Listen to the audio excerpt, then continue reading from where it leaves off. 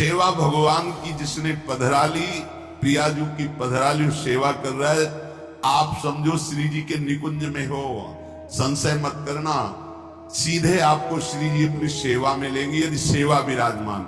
देखो साधना का फल होता है, सेवा का फल नहीं होता। सेवा का सीधा फल होता है स्वामी के समीप नित्य सेवा में पहुंच जाना।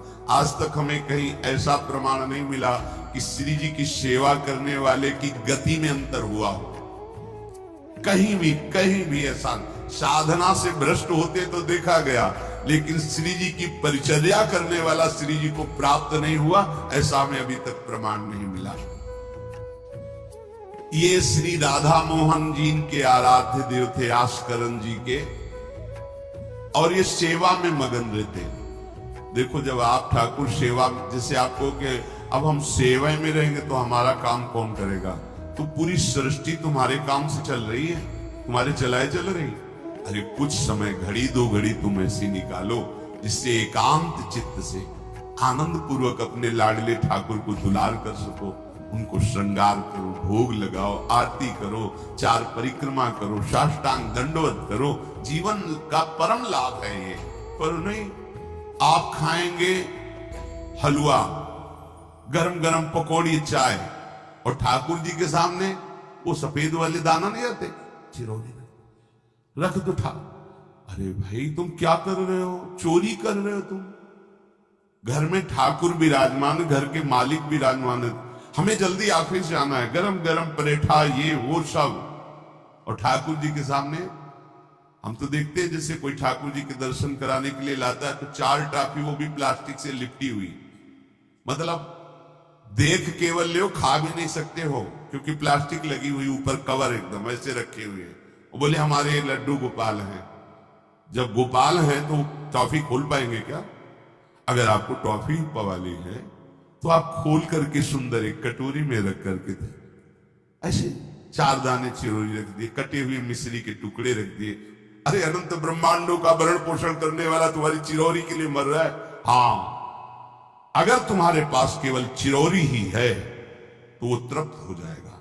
तुम खाओ हलवा, उसको रखो, चिरौरी तुम पहनो, एक से एक बढ़िया कपड़ा, और ठाकुर जी के लिए अलग कपड़ा होता है दुकानों में, वो ठाकुर जी के लिए लेना है। पूजा, सत्यनारायण की पूजा की सामग्री गांव में जो परचून की दुकानें होती है कस्बों में, उनमें अलग होती है। बोले सुपारी देना, तो बोले पूजा के लिए, बोले हाँ, वो सड़ी सुपारी का अलग बैंक होता है, वो पूजा के लिए जाएगा। प्रभु के लिए तुम ऐसे चिरौरी रख देते हो। ओ नारियल भी जिसमें पाली लो, देखो ना कथा, सत्यनारायण की कथा करनी, हमें नारियल दे दो। वो सूखा नारियल जो किसी काम में ले जाएगा वो सत्यनारायण के पास जाएगा। वो कपड़ा टून का ना पहन सकते हैं, ना ओढ़ सकते हैं, ना बिछा सकते हैं, ना पोछा लगा सकते हैं, वो ठाकुर जी के लिए बलिहारी है श्रद्धा। तो भी ठाकुर जी भी ऐसी व्यवस्था करते हैं, ना पहनने लायक ना ओढ़ने लायक, ऐसा तुम्हें नया जीवन देंगे, जरूरत ही नहीं पड़ेगी कपड़े की, घूमो वैसे ही। हाँ, जरूरत ही नहीं पड़ेगी, अन्नी ओलिया नहीं, कोई जरूरत नहीं है, घूमो। इसलिए सावधान। भगवत सेवा का तात्पर्य है उत्तम भोग लगाए मोर मरकट को से। स्वामी जी महाराज परम विरक्त वैराग्य की चरम सीमा स्वामी श्री हरिदास जी, लेकिन उत्तम भोग लगाए ठाकुर जी को। उत्तम तुम्हारे पास जो कुछ है उसमें सबसे बढ़िया भोग बनाओ। धन्ना जी के पास बाजरा की रोटी भी पूरी नहीं थी कि भरपेट पाले, तो एक रोटी रोज ठाकुर को रखते थे। आधी ठाकुर जी पाते थे, आधी आप पाते थे। सुदामा जी के पास कौन सा माखन मिश्री था? वो तंदुल जो पछोरने से बाहर निकलते हैं, किसी काम में नहीं, वो लेके गए थे। ठाकुर जी पाते हुए कहते आज मैं तृप्त हो गया। सबरी जी के पास क्या था? क्या था? जंगली बेर, कहीं कड़ुआ कसेला ना हो, इसलिए चख के मेरे रघुनाथ जी को कहीं कसेला ना लगे। प्रभु वाह वाह करके पा रहे। विदुरानी जी ने कौन सा 56 भोग पवाया? केले के छिलके, भाव दशा में डूबी हुई। देखो हमारे ठाकुर को कुछ नहीं चाहिए, भाव से समझिए। ये बिहारी जी को 4 घंटे बैठने के लिए 10-10 लाख रुपए का फूल बंगला निकला। काम थोड़ी चलाया जाता है। अरे हमारे लाडले सरकार है, अगर 4 घंटे बैठ गए 10 लाख खर्चा हो गया तो क्या? अनंत ब्रह्मांडों का सृजन करने वाला ठाकुर हमारे पास नहीं है तो ठाकुर जी को आपका भाव चाहिए, और आप तो सो बढ़िया पलंग में, और ठाकुर जी को एक छज्जा में विराजमान किए, छज्जा में ऐसे उतर नहीं सकते,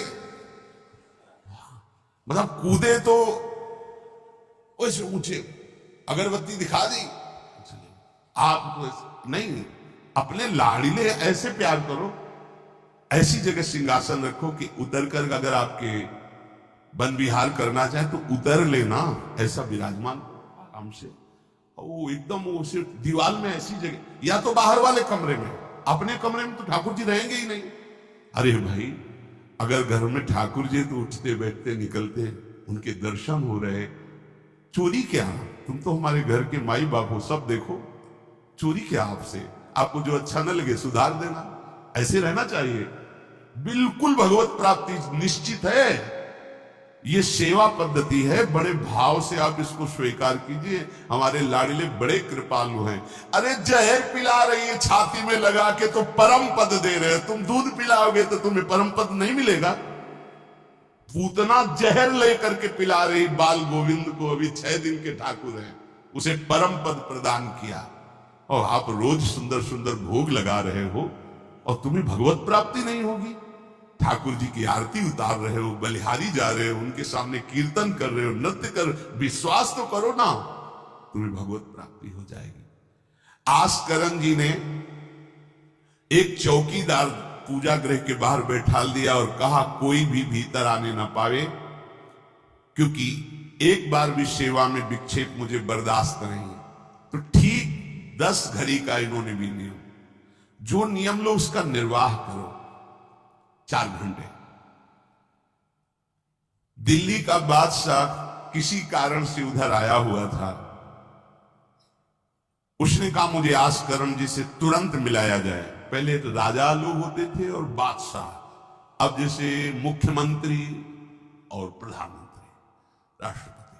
तो जो मुख्यमंत्री हैं ये राजा हैं प्रदेश के, और वो संपूर्ण राज्यों का बादशाह उसे कहा जाता था। आस्करण जी को शीघ्र हमारे सामने उपस्थित किया जाए। प्रार्थना की कि महाराज असंभव, इस समय आस्करण जी महाराज अपने ठाकुर जी की सेवा में हैं और उनका आदेश है 4 घंटे कोई हमसे बात ना करे। आस्करण जी को सूचना देने के लिए बार बार सेवकों को आदेश किया, पर कोई भी सेवक बादशाह की आज्ञा पर नहीं उतरा। हम अपने राजा से ऐसा नहीं प्रार्थना कर सकते 4 घंटे।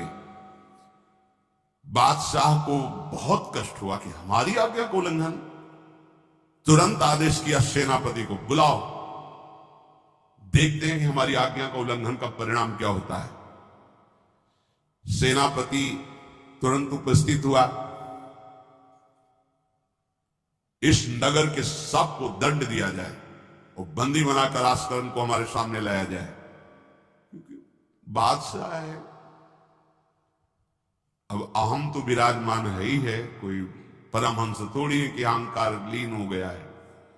बताया गया कि ठाकुर सेवा में, भगवत आराधना में 4 घंटे उनके पास कोई सूचना नहीं पहुंचाएगा।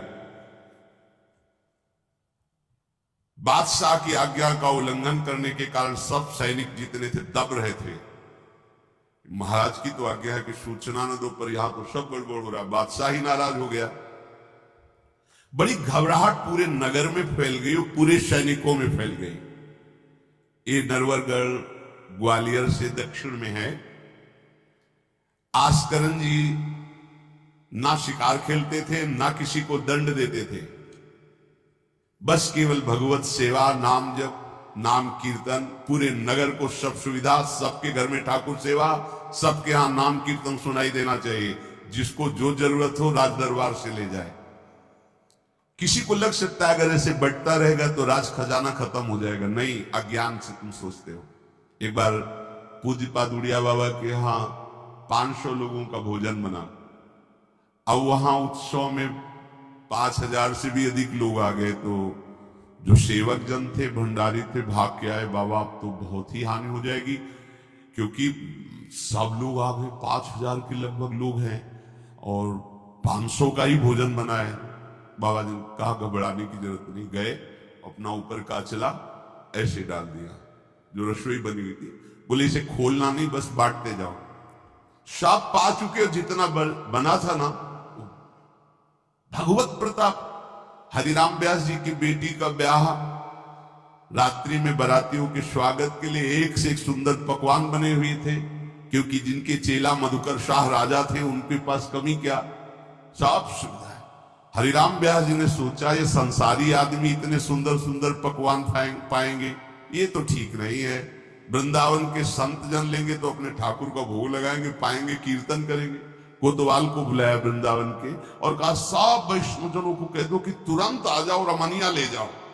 देखो कैसी भावना है, बेटी का ब्याह है। बोले संसारी आदमी बाराती क्यों पाएंगे, अब आप हो तो कहते अरे इज्जत चली जाएगी, बाबा जी को खवाने से क्या इज्जत है, बारातियों को खवाएंगे तो इज्जत बनेगी। ये किसकी, देहाभिमानियों की। और अपनी इज्जत क्या है, श्यामा श्याम। अगर रसिकों को पवाएंगे तो हमारी इज्जत बन जाएगी, श्यामा श्याम प्रसन्न हो जाएंगे। तो श्यामा श्याम प्रसन्न हो जाएंगे, बाराती भूखे रहेंगे, ऐसा कैसे हो सकता है, ऐसा हो ही नहीं सकता है। हरिराम व्यास जी के, अब उनके लिए तो कोई रोक नहीं, उन्हीं की बेटी का तो ब्याह है। जो भंडारे में सब जमा थे, लड्डू गुलाब जामुन ये वो भर भर के अमनिया, ले जाओ ले जाओ। अब ब्रजवासी संत जन सबको बांट दिया, पर जितना भंडारा था उतना ही भंडारा। कर तुम अकर तुम अन्यथा कर तुम सर्व समर्था सा ईश्वरा। तुम प्रभु के लिए समर्पित हो तो तुम्हारे यहाँ हानि कैसे हो सकती है कि हम भाई ठाकुर सेवा में समय देंगे तो हमारा काम बिगड़ जाएगा, ठाकुर जी की भोग राग की बात करेंगे तो पैसों की कमी हो जाएगी। पक्की मूढ़ता है ये, ऐसा व्यापार है ठाकुर सेवा संत सेवा। ऐसे करो और कई गुना बढ़कर के हाथ में आ जाएगा, देख लेना। क्योंकि सब दुखों का कारण पाप है, और जब ठाकुर सेवा संत सेवा तो इससे पाप नष्ट होते। जे ही पाप नष्ट हुए सुख का मार्ग खुल गया, पर अज्ञानी जानता नहीं है। अब बादशाह के आदेश से हड़कंप मच गया। कही गए पठाई कहो कीजिए लड़ाई, सुनी रुचि उपजाई चली पृथ्वी पति आयो है। पर्यो सोच भारी तब बातियों विचारी कही, आप एक जावो गयो अचरज पाई है। सेवा करी सिद्धि साष्टांग होई के भूमि परे, देखी बड़ी बेर पांव खड्ग लगायो है। कटी गई एड़िए पे टेढ़ी हो न भौं करी, करी नित नेम रीति धीरज दिखाई है। बादशाह ने का आखिरी हुक्म है, आस्करण को हाजिर किया जाने, संपूर्ण सेना से विध्वंस मचा देंगे, नरवरगढ़ को पूरा नष्ट कर देंगे। जो प्रधान सेना नायक था वो हाथ जोड़ करके बादशाह से बोला कि आप समझो, हम आपके सेवक हैं, आपसे लड़ कैसे सकते हैं, आप बादशाह हो। पर मेरी प्रार्थना है आप अकेले जाकर के देख लीजिए, आस्करण जी सेवा में अकेले जाकर बात कर। हम सूचना नहीं दे सकते पर आपको रोक नहीं सकते, आप जाकर के बात कर लीजिए। बादशाह को लगा कि बात तो सही कि हमारे ही अनुकूल है, ये कोई वैरी तो है नहीं, चलो कोई अंगरक्षक नहीं। और स्वयं अंदर जाकर के देखा तो सारी सेवा हो चुकी थी, ठाकुर जी की साष्टांग दंडवत कर रहे थे। सत्संग में भी कहा है कि आप लोगों का जैसे शरीर स्वस्थ है तो साष्टांग दंडवत का नियम लेना चाहिए। अपनी ठाकुर सेवा करके 5, 7, 11, 21, 51, 108 अपने ठाकुर 4 परिक्रमा की, कहीं से भी 108 दंडवत। एकोपि कृष्ण कृता प्रणामो दशाश्वमेधा व्रतेन तुल्य, दशाश्वमेधी पुनरेपि जन्म कृष्ण प्रणामी न पुनर्भवाए। ये भीष्म जी बोल रहे हैं, एक बार हमारे श्री कृष्ण को कोई साष्टांग दंडवत कर दे, 10 अश्वमेध यज्ञ का फल अवघृत स्नान का उसे प्राप्त होता है। पर 10 ये अश्वमेध यज्ञ करने वाला पुनर्जन्म को प्राप्त होता है, पर एक बार श्री कृष्ण को साष्टांग प्रणाम करने वाला पुनर्जन्म को प्राप्त। दशाश्वमेधी पुनरेपि जन्म कृष्ण प्रणामी न पुनर्भवाए।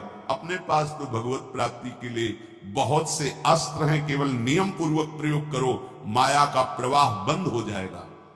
ठाकुर सेवा के बाद करना चाहिए साष्टांग दंडवत। हमने महापुरुषों को देखा है, गुरुजनों को देखा है। अब शरीर उस लायक नहीं तो भाव से कर लीजिए। अगर शरीर स्वस्थ है और आप करने लायक हैं तो जरूर, जैसे माताएं बहनें सखियां हैं तो पंचांग, एक पंचांग दंडवत की खड़े हो गए, हाथ जोड़ा, मंत्र अंदर स्मरण किया, फिर पंचांग 5, 7, 11, 21, 51 ऐसा करना चाहिए। आस्करण जी भगवत सेवा करके साष्टांग दंडवत कर रहे थे नियम पूर्वक। अब ये तो पता चल गया कि कोई आया है, पर ना नजर दी, ना बात की, ना रुके। उठे साष्टांग दंडवत, फिर उठे, फिर साष्टांग दंडवत। बादशाह खड़ा देखता रहा, ये तो ना हमारी तरफ देख रहे ना बोल रहे। बहुत देर हो गई, चुपचाप। पद का अभिमान होता है। अब वो बादशाह ठहरा, खींची तलवार म्यान से निकाली और जेवे साष्टांग हुए तो मारा ऐसे तो एड़ी उड़ गई, कट गई एड़ी आस्करण जी की। लेकिन आस्करण जी ने ना दंडवत रोकी, ना मुड़ करके देखा, खून की धार बह रही। निष्ठा देखिए, ये है अनन्य भक्ति की निष्ठा। नहीं कहा कि अब रुक गए, कुछ नहीं, वैसे ही खड़े हुए, फिर साष्टांग, फिर खड़े, खून से लथपथ हो रहे। कोई कष्ट का अनुभव नहीं दिखा रहे कि आओ कहे या पीछे मुड़ करके देखे। अब तो धैर्य छूट गया बादशाह की, ये मेरे से तो अपराध बन गया, ये कोई नाटक नहीं कर रहे, ये तो सच्ची में महान भागवत है। क्योंकि जो पद का अभिमानी जन होता है वो ये नहीं जानता है कि भक्ति क्या होती है, भक्ति का स्वरूप क्या होता है, भक्तों की निष्ठा क्या होती है। उनको तो लगता है कि मैं अमुक पदाधिकारी हूं, मैं इतना। तो ये बाबा जी लोग भीख मांगने वाले, इनके आगे क्या जमीन में बैठे, हमारे लिए कुर्सी की व्यवस्था नहीं होगी क्या? हमारे को इस पद का अभिमान जो मिला है उसका सम्मान होना चाहिए। तो वो जिस पद में है, इस सृष्टि में कोई वो पद नहीं है, वो हरिदास पद में है, हरि पार्षद। तुम तो मायाकृत सृष्टि के किसी पद पे होगे, वो मायापति के निजी पार्षद हैं। तुम्हें दिखाई देता है भिखारी है, तुम्हें दिखाई देता है भिक्षुक है, नहीं नहीं, वो इतने बड़े बादशाह के ऐसा बादशाह पैदा ही नहीं हुआ है? चाह मिटी चिंता मिटी मनुआ बेपरवाह, और जिनको कछु न चाहिए वो साहन के साथ। नरपति सुरपति लोकपति जिनके भावे घास, जिनके भावे घास, रहे परमानंद में तज सब ही की आस। गर्दन उतार दोगे, अगर हरि का विधान होगा तो शरीर ही नष्ट होगा, नहीं तो हमें छू भी नहीं सकते, हमारे स्वरूप को नहीं छू सकते। भक्त अपनी निष्ठा पे होता है। एक बार भी आस्करण जी ने मुड़ करके नहीं देखा बादशाह की तरफ। अब तो धैर्य छूट गया बादशाह की, गलती हो गई उनसे। ऐसा ही होता है। नवलदास जी को वृंदावन से हरिवंश महाप्रभु के शिष्य थे, तो बादशाह तुर्की था, उसके मन में वैश्यकुल के प्रति बड़ी ईर्ष्या पैदा हुई थी। तो उसने कहा भारत में वैश्यकुल नहीं रह जाना चाहिए, नष्ट कर दो। आतंक स्वरूप उनका काटना मारना, लाखों वैश्यों का कत्ल कर दिया। पता चला कि दूसर वैश्य एक वृंदावन में भी है, आए, उनको बंदी बना लिया, सामने पेश किया, कहा सर झुकाओ।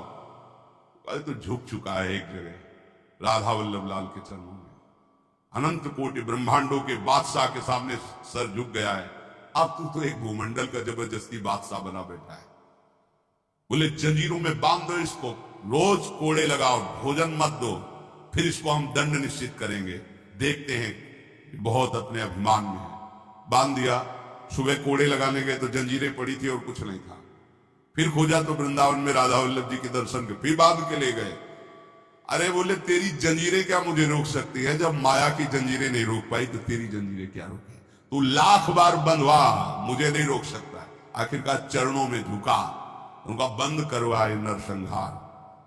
तेरे इस नर संहार से कुछ नहीं होने वाला, तू शांति से रह, ये ऐसे उपद्रव करना बंद कर। तो जो पदाभिमानी जन है, एक अभिमान में न जाने कैसे कैसे बड़े अपराध हो जाते हैं, भक्तों को नहीं जानते हैं। उठी चिकटारी तब पाछे सो निहारी, कियो मुजरा विचारी बादशाह तिरिझे हैं, हित की सच्चाई यह ने कुना कचाई होत, चर्चा चलाई भाव सुन सुन भीजे हैं, बीते दिन को नृप भक्त सो समायो, पृथ्वीपति दुख पायो सुनि भोग हरि छीजे हैं, करे विप्र सेवा तिने गांव लिख न्यारे दिए, वाके प्राण न्यार लाड़ करो कही धीजे हैं। पूरी दंडवत की, ठाकुर जी को प्रार्थना, चिक डाल दी, जो मध्याह्न विश्राम की, फिर पीछे मुड़े, तब तक खून बह रहा है। पीछे मुड़कर देखा, बादशाह जोहार की, बिल्कुल गुस्सा नहीं।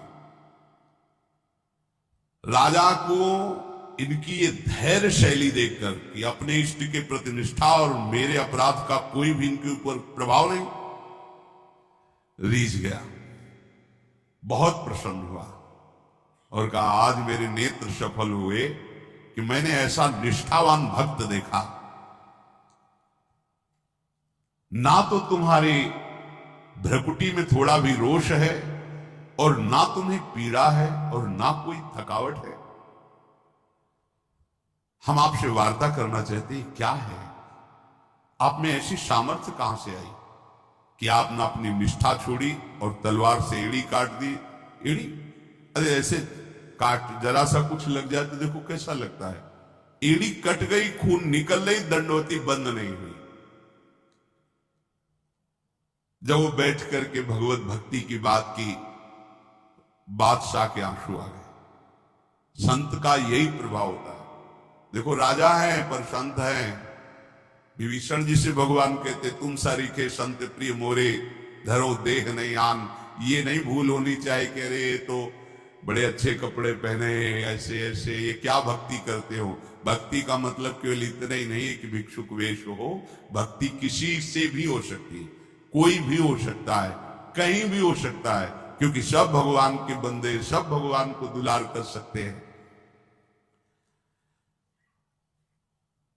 अपनी कीमती रुमाल तत्काल पट्टी बांधी अपने हाथ से आस्करण जी के चरणों में। स्वयं बादशाह ने घुटने टेककर तुरंत और कहा कि आज मैं निहाल हो गया। आपकी ये जो भक्ति है, ये जो निष्ठा है, आज प्रभु की हम पर बड़ी कृपा है जो मुझे दर्शन हुआ आप जैसे भक्ति की निष्ठा का। बादशाह अत्यंत प्रसन्न होकर के आपको क्या सुख प्रदान करे। होगा हमारी सेवा निष्ठा है, आप जब चाहते तब आदेश दे देते हैं, तो आप मुझे अपने आदेश से मुक्त कर दीजिए। आज के बाद हमारा कोई शासन आपके ऊपर लागू नहीं रहेगा। आप जब चाहें स्वेच्छा से आप आ सकते हैं, ना आए तो आपका राज्य, हमारा कोई अधिकार आज से नहीं। श्री आस्करण जी को एक बार बहुत शरीर में बुखार आ गया, इतना कष्ट पीड़ा होने लगी। अब वो कैसे सेवा करे, भीषण कष्ट है, उठा नहीं जा रहा। प्रातःकालीन बेला से ही सेवा प्रारंभ होती थी। बस उनको एक चिंता है कि अब सेवा कैसे होगी, सेवा कैसे होगी। उसी शिथिलता में भगवान अपने निजी सेवक में जो और परिचर्या करने में थे, उनको आदेश किया, चरणामृत पिला दो, ठीक हो जाएगी। वो रात्रि में ही चरणामृत, महाराज ठाकुर जी ने कहा चरणामृत आप, जो ही चरणामृत पिया शरीर का रोग नष्ट हो गया, स्वस्थ हो गए, सुबह सेवा में गए। इसलिए आप लोगों से प्रार्थना करते हैं, अकाल मृत्यु हरणम सर्वव्याधि विनाशनम श्री कृष्ण पादोदकम पीत्वा पुनर्जन्म न विद्यते। मान लो भैया, एक डॉक्टर औषधि देता है, पैसे लेता है, फीस के पैसे भी लेता है, और ना फायदा करे तो भी उसी दवाइयों का तुम आश्रय लेते हो।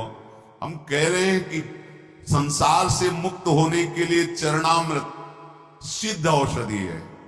रोज चरणामृत ठाकुर जी का पियो, कोई पैसा नहीं लगता। बिहारी जी, राधा वल्लभ, राधा रमन, जहां चाहो, बड़े उदार ठाकुर। चरणामृत, अगर इतना चरणामृत मिला उसमें आप 1 लीटर जल मिला लीजिए, चलता रहेगा। जब कमी लगे फिर जल मिला लीजिए, चरणामृत ही रहेगा। आप वर्षों इतने चरणामृत को पी सकते हैं जल मिला मिला के। अकाल मृत्यु नहीं होगी। समस्त रोगों के नाश करने की सामर्थ्य चरणामृत में है। कोई भी व्याधि आपको परास्त नहीं कर पाएगी। और पुनर्जन्म न विद्यते, हम भगवान के धाम में चरणामृत के प्रभाव से चले जाएंगे।